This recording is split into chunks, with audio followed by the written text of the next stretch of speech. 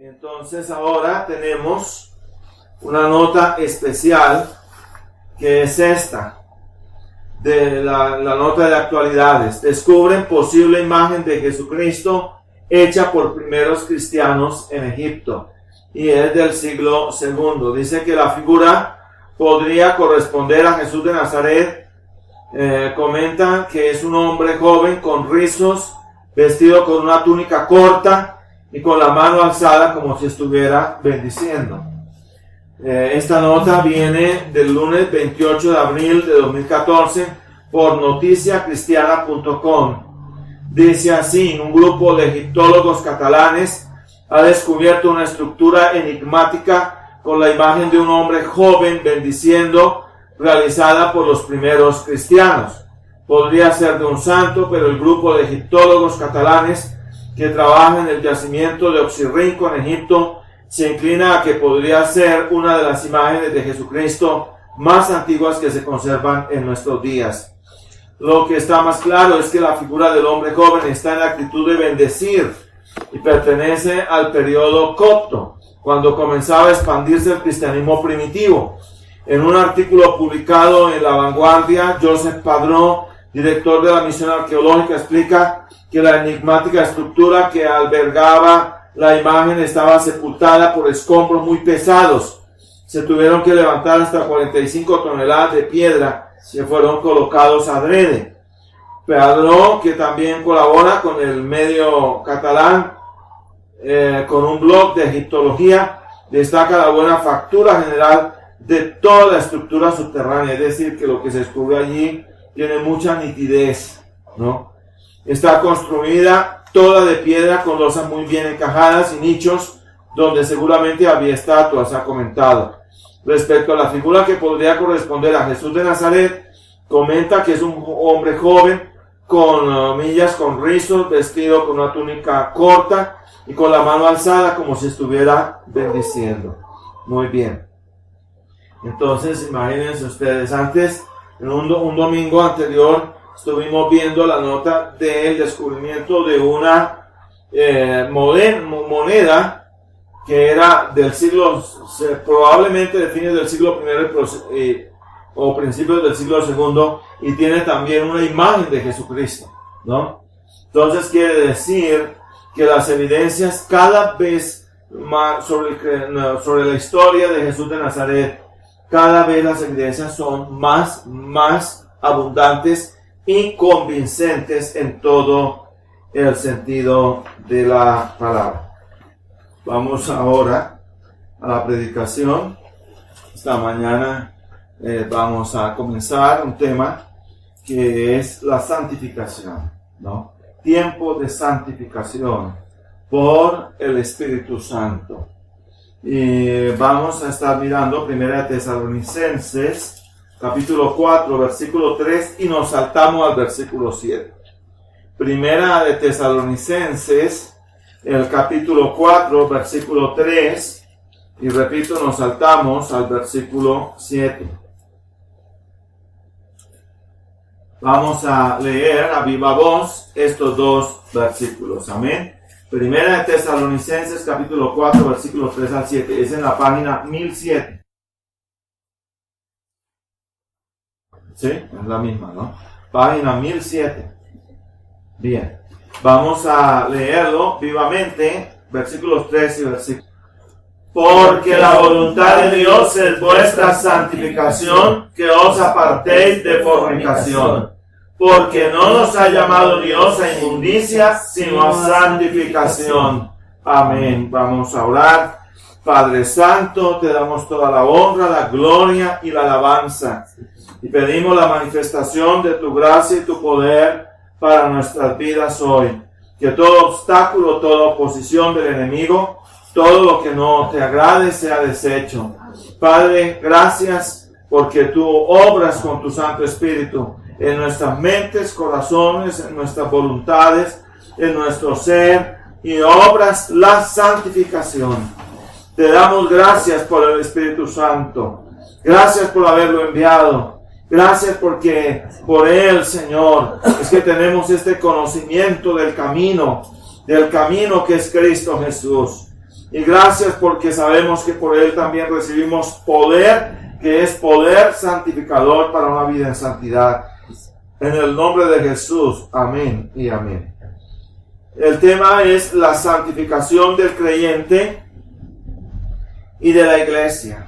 La verdad es que la santificación del creyente y de la iglesia es una de las más preciosas noticias evangélicas que nos aporta la palabra de Dios. Somos santificados de gracia. Somos santificados de gracia. Y podemos ver en la Sagrada Escritura muchos casos de hombres originalmente impetuosos, como Moisés, por ejemplo, pero que fueron objeto del trato de Dios. Y ese trato no solamente era salvador, sino también santificador. Y cómo Dios fue obrando en sus vidas. Y así también hay muchos otros casos de hombres que originalmente eran hombres que no tenían un mayor conocimiento de Dios. Gedeón, por ejemplo, fue un hombre objeto de la santificación. Originalmente un cobarde, convertido en un hombre valiente, en un hombre puesto para ser cabeza. Vamos a hacer unas acotaciones previas de esta enseñanza que la terminaremos el próximo domingo. Primero, hay un claro y oportuno paralelismo en la exposición evangélica paulina entre justificación y santificación. Veamos. Primera acotación. Pablo nos habla de la justificación en Romanos, capítulos 3 al capítulo 5. En la epístola de Pablo a los Romanos, del capítulo 3 al versículo 5, el apóstol Pablo va a estarnos mostrando en primer lugar el abismo del pecado. Y en lo segundo, nos va a estar mostrando que la gracia de Dios es suficiente por la justificación por la fe. Es suficiente para librarnos de la condenación del pecado. De la condenación del pecado. Entonces allí vemos la suficiencia de la gracia para salvarnos mediante la justificación por la fe de la condenación del pecado. Luego, si miramos seguidamente, vamos a ver que Pablo nos habla de la santificación en Romanos capítulo 6 al capítulo 8. En esta otra sección de la epístola del apóstol Pablo a los Romanos, Pablo nos está hablando de la suficiencia de la gracia y en este caso de la gracia santificadora. La suficiencia de la gracia y de la gracia santificadora. Naturalmente, un énfasis que va a hacer Pablo allí es el énfasis en el Espíritu Santo. En el Espíritu Santo. Así que nos deleitamos mucho cuando estamos leyendo al apóstol Pablo de los capítulos 3 al capítulo 5, donde nos va a estar hablando de la justificación por la fe. Pero no todo termina allí. Pablo también nos va a hablar de la gracia santificadora. La gracia santificadora. Y eso significa que somos libres por la gracia santificadora del poder del pecado. En la justificación por la fe, somos libres de la condenación del pecado. En los capítulos 6 al 8 de Romanos vemos la gracia santificadora que nos libra del poder del pecado. Del poder del pecado. Ven, en la justificación, Dios declara justos a los hombres por medio de la obra consumada de Cristo. Este es un énfasis que miraríamos en su respectivo orden. En la justificación, repito, Dios declara justos a los hombres. No los hace justos, los declara justos, es diferente. Por medio de la obra consumada de Cristo. Y una cosa muy importante es que estamos viendo hoy de manera equivocada en muchos presuntos ministerios e iglesias una atribución dada a los creyentes de declarar. Sucede que la atribución de declarar es algo que la palabra de Dios no le imputa a los hombres, sino que se le imputa es a Dios. A Él le es dada esta facultad de declarar, Así que es un error pretender que yo puedo usar la palanca de declarar cuando esta palanca es la que yo no puedo usar. Le corresponde es a Dios. Ven, en la santificación Dios hace justos a los seres humanos por medio del Espíritu Santo y la palabra. Noten que la justificación Dios declara justas a las personas. Pero en la santificación Dios hace justos a los seres humanos por medio del Espíritu Santo y la palabra.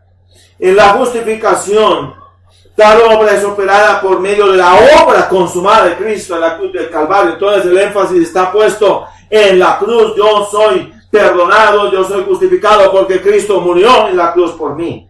Pero ahora en la santificación el énfasis es puesto en el Espíritu Santo y en la palabra de Dios, Cuando nosotros estamos viendo las partes de un vehículo, estamos viendo el chasis, ¿cierto? Y vemos el motor y la transmisión y la caja y bueno, todo esto. Cada parte cumple su función. Y así también vemos que en el orden de Dios, cada cosa cumple su función y cada ser, el Dios Trino, Padre, Hijo y Espíritu Santo, cada uno cumple su función. Y aquí también vemos que en la santificación el Espíritu Santo, por medio de la palabra, cumple su función. C. La justificación es un acto jurídico. Ojo con eso. Una vez por todas y no repetido. Es una declaración judicial. Es algo que todos estamos esperando en un proceso. Allí estamos y estamos mirando todas las partes del proceso.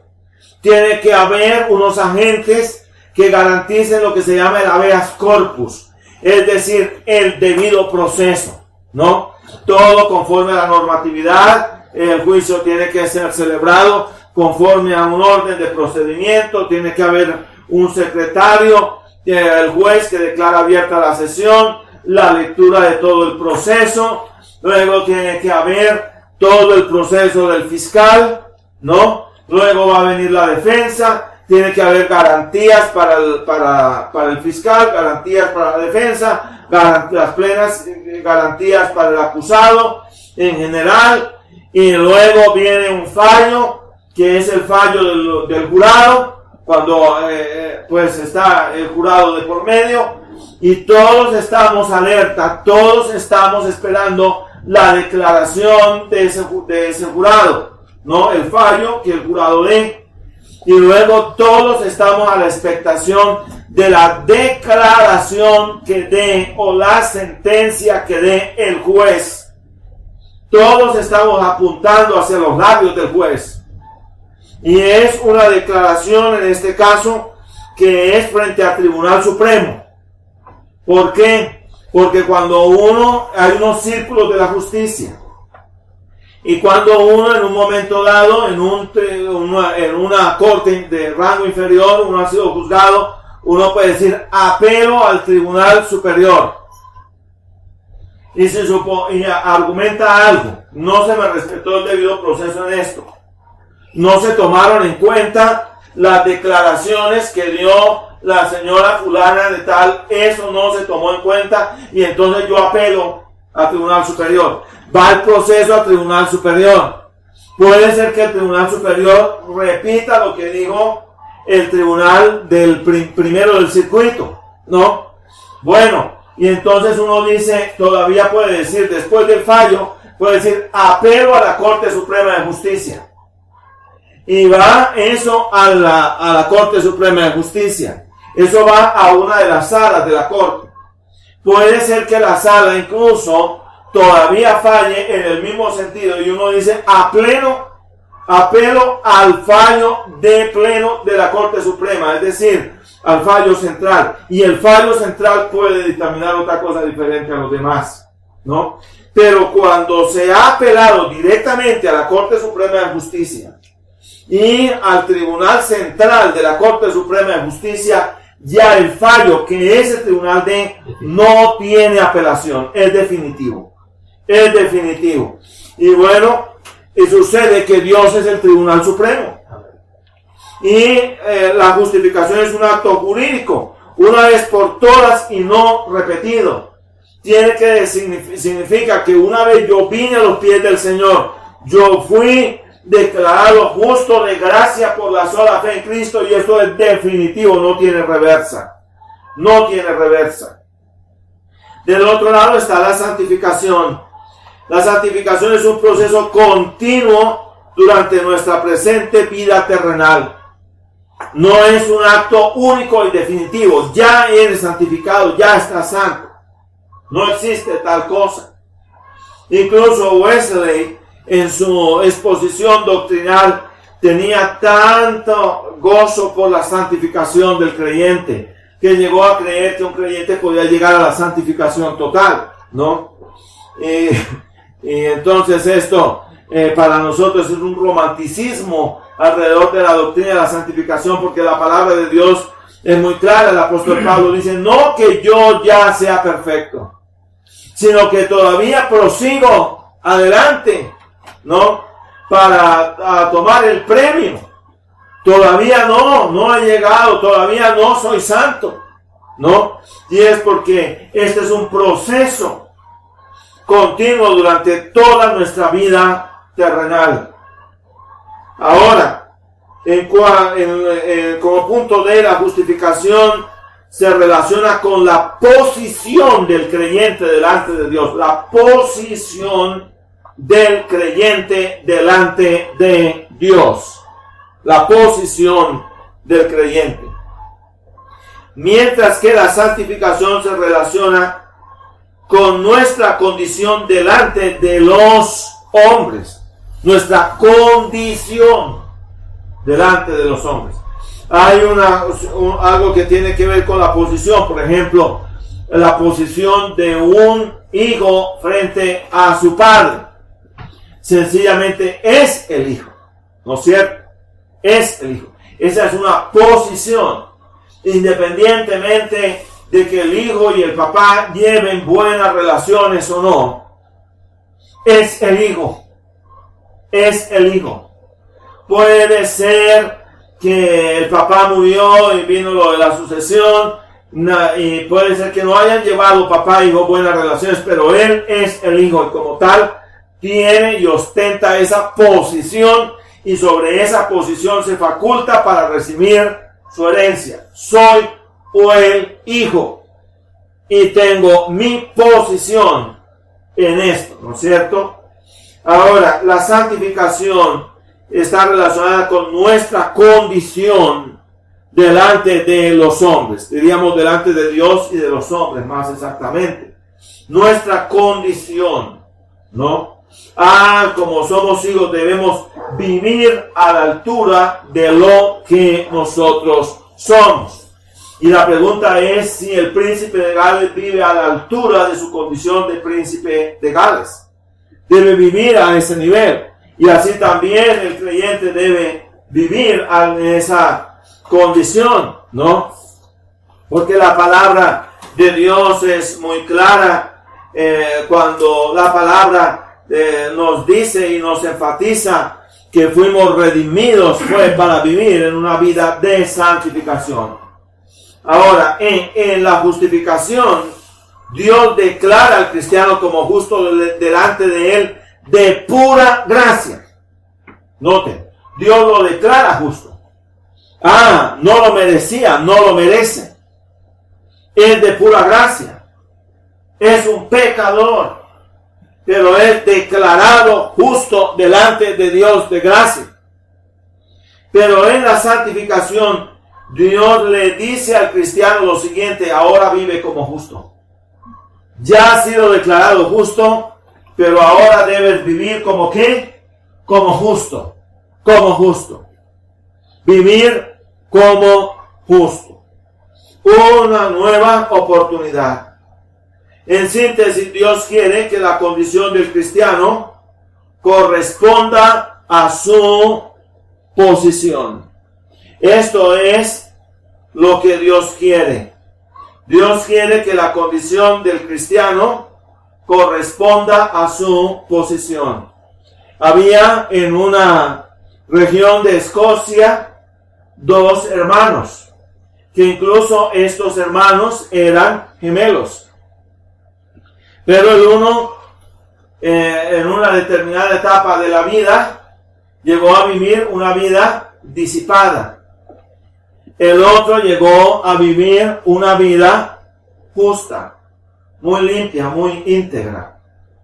Y en un momento dado, por estar en una francachela, el muchacho, el hombre de vida disipada, pues hubo una riña allí medio confusa en general, y vino a sucederse un crimen, ¿no?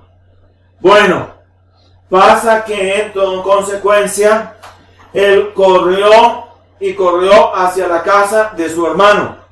Los dos eran idénticos físicamente. Y él le dijo, bueno, mira, yo estoy en esta condición desesperado. Yo he hecho mal en general. Y el hermano entendió la cosa. ¿Y saben qué hizo el hermano? Le dijo, quítate la ropa, porque la tenía con manchas de sangre. Y cuando llegó la policía, los dos se habían cambiado de ropa. Y el inocente fue llevado y fue enjuiciado y fue juzgado. Él fue juzgado y él llevó sobre sí la culpa de esa muerte. Pero cuando los dos hermanos estuvieron frente a frente, él le dijo, yo voy a morir. Ya la sentencia fue pronunciada, pero ahora tú debes vivir como vivía yo. Y esto fue un hecho determinante, porque la vida de este hombre cambió de una manera tal que prácticamente no se veía la diferencia entre un hermano y el otro.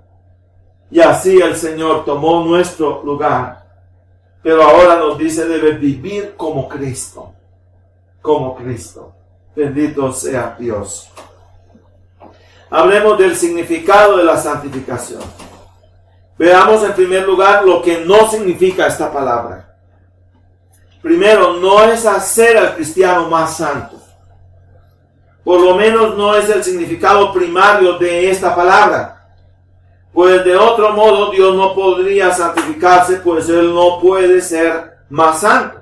Vamos a ver San Juan capítulo 11, versículo 8 o versículo 18 y 19, para aclarar lo que quiero decir. Por ejemplo, Juan capítulo 11, versículos 18 y 19. Dice, capítulo 11.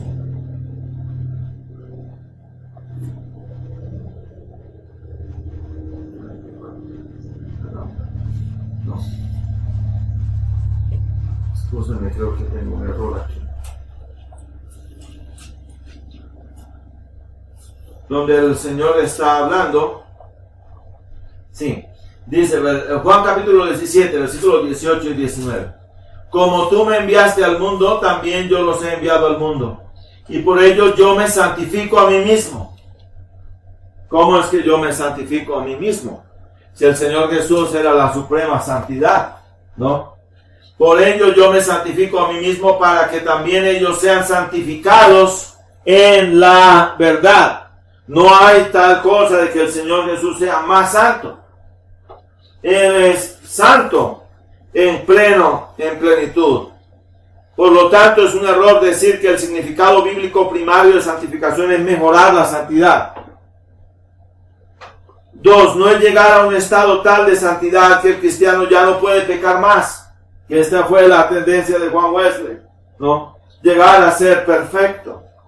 una erradicación absoluta de la naturaleza pecaminosa. De infortunadamente no mientras estemos en este presente cuerpo en proceso de degradación en nuestra carne. De infortunadamente ya perfectos en el sentido rematado no lo somos. Nunca me puedo olvidar de una broma, una anécdota de uno de los principales líderes del metodismo en los Estados Unidos, en la conferencia metodista, diciendo, yo doy gracias a Dios porque hace 10 años no peco.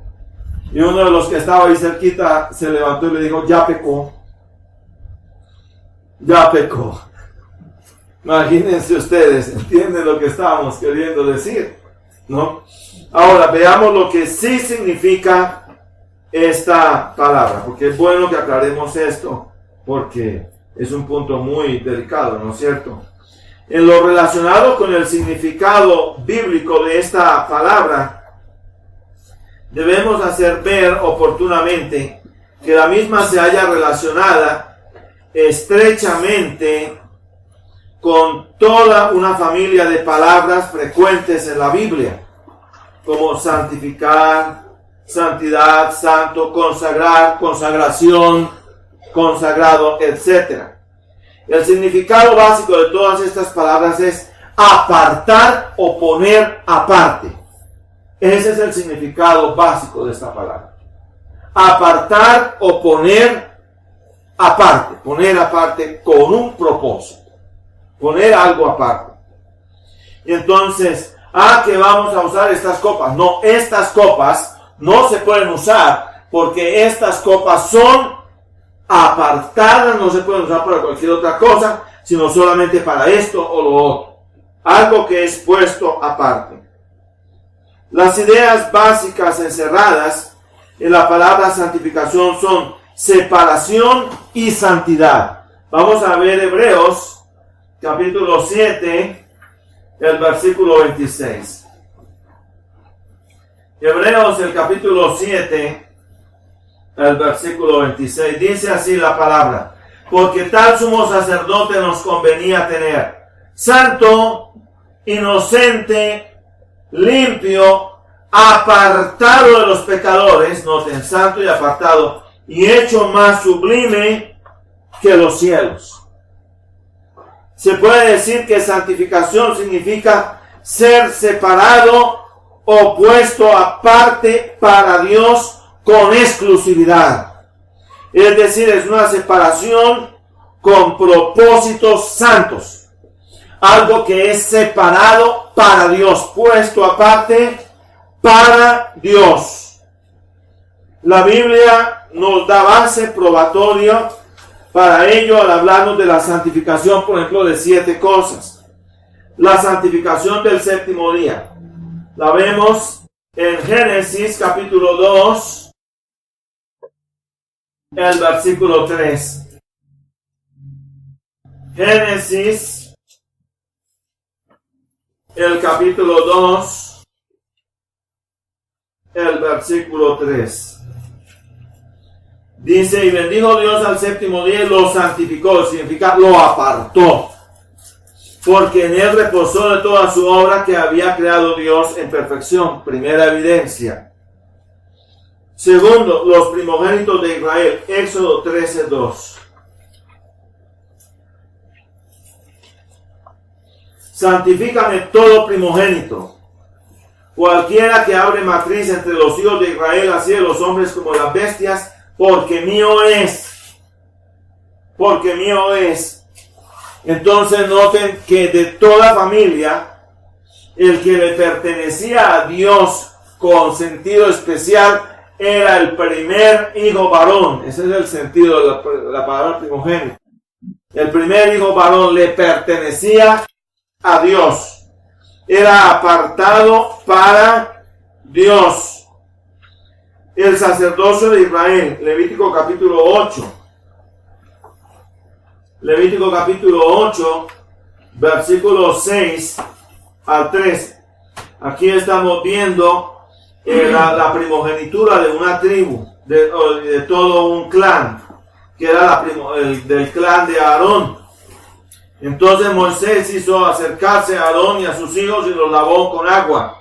Y puso sobre él la túnica y le ciñó con el cinto especial, le vistió después el manto y puso sobre él el efod y lo ciñó con el cinto de efod y se lo ajustó con él. Luego le puso encima el pectoral y lo puso en el pectoral el Urim y el Tumim. Después puso la mitra sobre su cabeza y sobre la mitra delante de su rostro puso la flor abierta de oro, la corona de la santidad, como el Señor había mandado a Moisés. Y tomó Moisés el aceite de la unción y ungió el tabernáculo y todas las cosas que estaban con él y la santificó.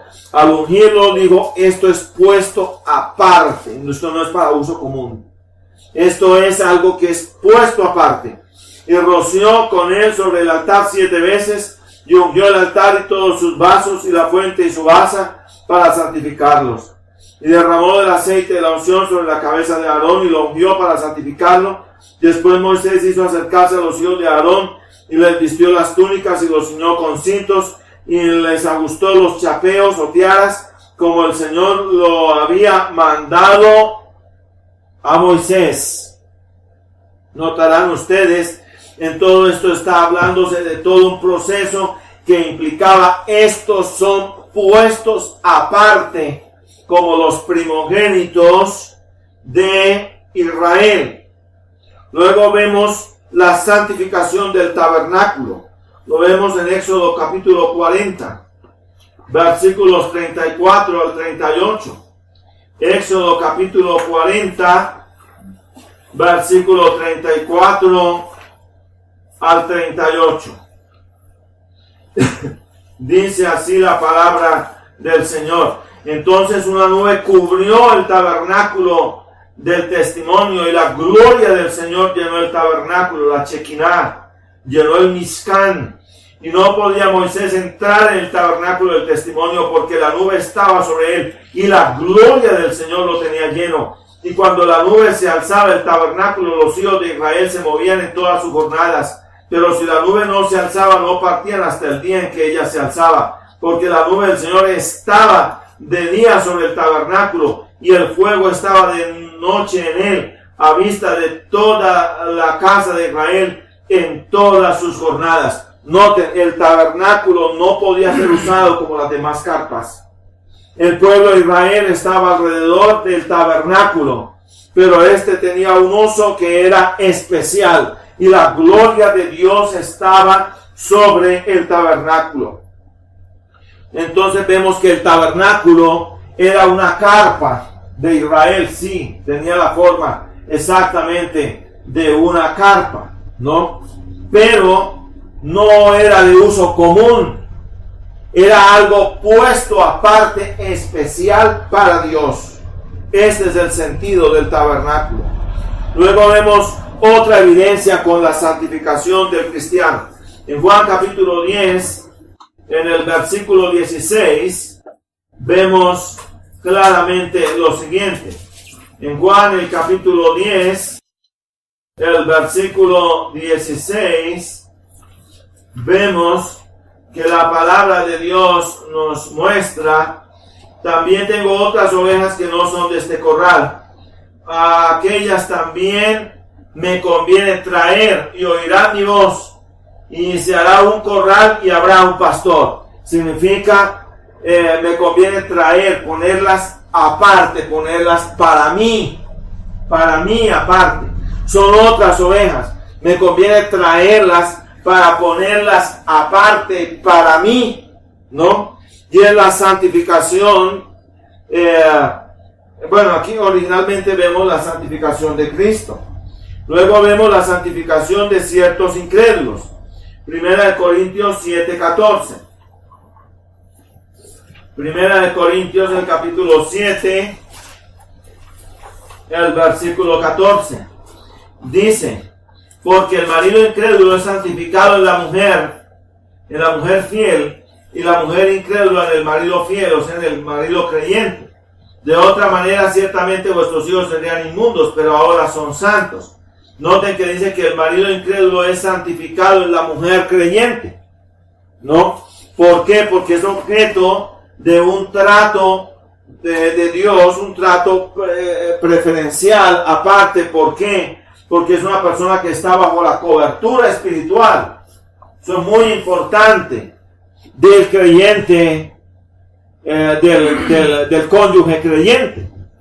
Hay unos que están insensatamente diciendo que si un creyente está unido en matrimonio con un incrédulo, está bajo una atadura. Sucede que hay muchas personas que estando en el mundo contrajeron matrimonio y luego vienen a los pies del Señor, pero su cónyuge no ha venido a los pies del Señor. Y el apóstol Pablo, lo que dice, la norma que Pablo da aquí, muy claramente es que si el marido incrédulo o la esposa incrédula consienten vivir con el cónyuge creyente, dicen, no lo abandonen, porque eres objeto de un trato especial, porque es puesto aparte, de manera selectiva, ¿no? ¿Por qué? Porque es el matrimonio, es el esposo de ese o de esa creyente. Así que aquí vemos otra vez el caso de la santificación de ciertos incrédulos, y esto nos pone muy en claro, ¿no?, que significa poner aparte para Dios, aparte para Dios. Y veamos también la santificación de Cristo por todos los creyentes. En Primera de Pedro, el capítulo 3, el versículo 15, Primera de Pedro 3:15 dice, sino santificad al Señor Dios en vuestros corazones y estad siempre aparejados para responder a cada uno que os demande razón de la esperanza que está en vosotros, y esto con mansedumbre y reverencia. Este santificar al Señor en nuestros corazones significa algo muy importante. Significa el Señor no es como los demás. En nuestras vidas hay toda una escala de afectos. Toda una escala de afectos. Pero santificar al Señor en vuestros corazones significa que lo más profundo, lo más intenso de nuestras vidas, el primer lugar es en verdad para Él y solamente para Él. Nunca es algo que señaló Bonhoeffer con tanta propiedad, el Dios para lo que necesitamos, ¿no? El Dios para lo que necesitamos. Nunca están primero los hijos. Jamás, jamás, jamás. Nunca está primero el esposo, y Dios es para que me ayude con el esposo. Y Dios es para que me ayude como si Dios fuera el sirviente. Dios no es un medio para un fin. Dios es el fin y propósito supremo en nuestras vidas. Quiere decir que hay en nuestro corazón toda una escala de afectos. Los hay. Pero, pues amamos a nuestra mamá, a nuestro papá, nuestros hijos, nuestras metas en general. Todo eso es bueno, el amor a la patria, todo eso es bueno. Pero el lugar central tiene que ser para el Señor. Ese lugar es puesto aparte porque eso es para el Señor. Esto es algo muy importante de esta doctrina preciosa de la santificación. De la santificación. Bendito sea Dios. Y recuerdo muy bien ahora la historia de Miguel Ángel. Hay un significado sucedáneo de la santificación que es ir puliendo, ir perfeccionando. Y este Miguel Ángel pasó en cierto lugar por donde habían unos escombros de piedra grandes.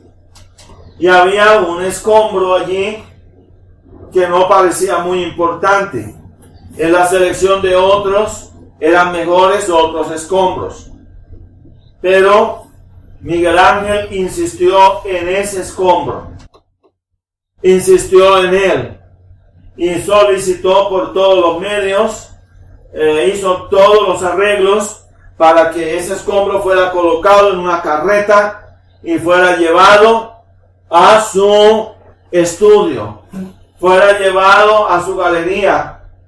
Y cuando le dijeron, pero ¿por qué ese escombro? ¿Qué importancia tiene? Dijo, es que hay un ángel en él. Y yo voy a descubrir el ángel que hay en él. Allí hay un ángel que está diciendo, sácame. Y yo lo voy a sacar.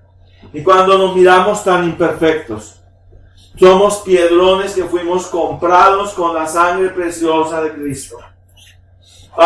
Pero Él nos ha llevado ahora a su taller y está obrando con el cincel y con el poder y con el arte del Espíritu Santo de Dios. ¿Y cuál es el modelo? El modelo es Cristo.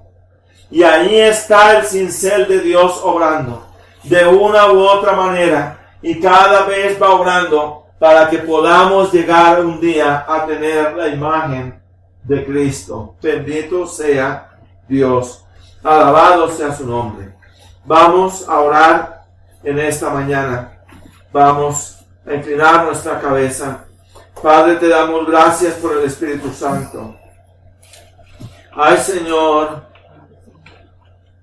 no teníamos quizá mayor idea de la importancia del Espíritu Santo, pero el Espíritu obra en nosotros.